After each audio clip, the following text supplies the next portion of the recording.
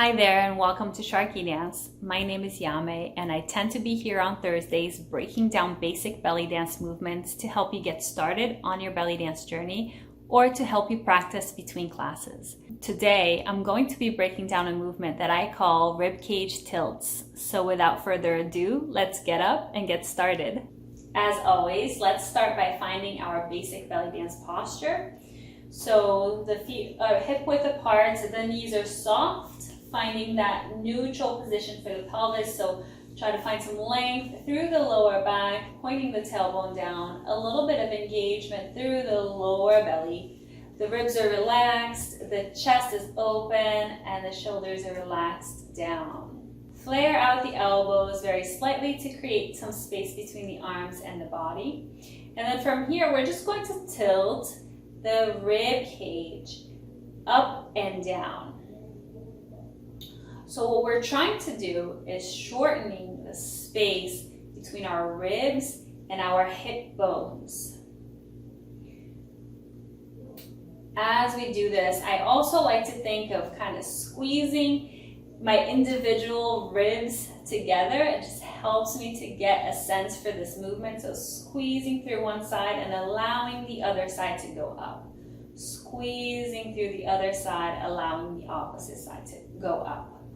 So with this movement, there's a tilting happening through the whole upper body. So one part of your chest becomes higher than the other, and then on the other side, same thing. Same thing happens with the shoulders. So one shoulder gets higher than the other, but without necessarily bringing the shoulder up closer to your face.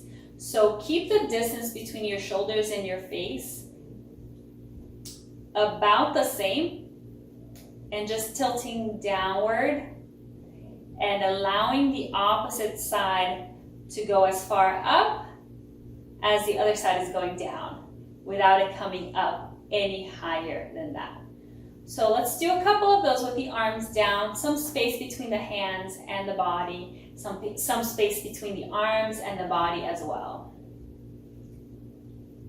This movement is going to feel really similar to our chest slides, but the difference is that with the chest slides, I'm projecting my ribs out to the side rather than just trying to go up and down. And with the chest slide side to side, the level of my shoulders stays horizontal. The level of my chest stays the same. Whereas with the rib cage tilts, there's this tilting movement happening through the chest and through the shoulders. Let's try with the arms out to the sides, hands slightly in front of the body, and just tilting up and down. Now try to keep your head somewhat in place. There might be a little bit of movement happening through the head, but it's not so much where you're tilting your head side to side with the whole movement. And then try it with the arms up.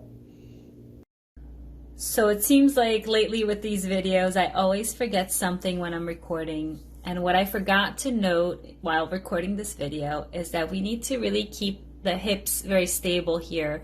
So make sure that as you're tilting through the rib cage, that you're not allowing your pelvis to tilt and not allowing your hips to go up and down. So keep the level of your hip bones the same throughout the movement, really stabilizing the hips so that you can isolate the movement from the waist up.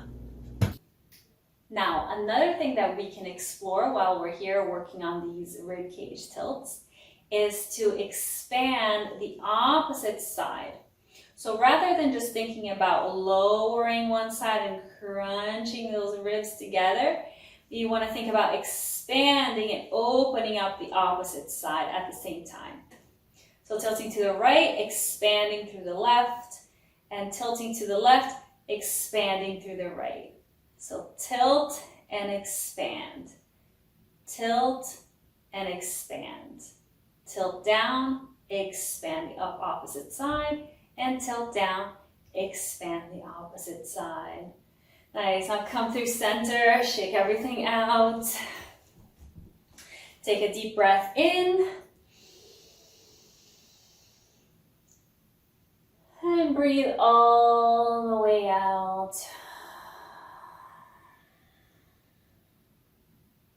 So that's it for today. If you liked this video, be sure to hit the like button below. If you want to be notified of future videos, make sure to subscribe to the channel. I do release new videos most Thursdays. And with this video being complete, we are now finished with the basics series for the upper body and also for the hips. Having concluded both the hip and the upper body series, now we can start taking these foundational movements, which I call the building blocks of belly dance isolations, and putting them together into shapes like our undulations, our circles, our figure eights, or some of them we can speed up into shimmies. All of which are also basic and foundational movements, but we just finished breaking down the very building blocks of those movements. And so that's going to allow us to build on these foundations and work on those shapes next. I'll also be creating some videos on little combinations that you can use these building block movements on. And as we continue to build on our basic techniques, we'll work on combinations for the basic shapes and shimmies as well. So definitely stay tuned and subscribe to the channel. Now, if you want to learn belly dance with real-time feedback and support in an online space, be sure to check out SharqiDance.com. Link in the description below. You will find tons of live online classes available. Maybe something will fit your schedule and your needs, so be sure to check it out.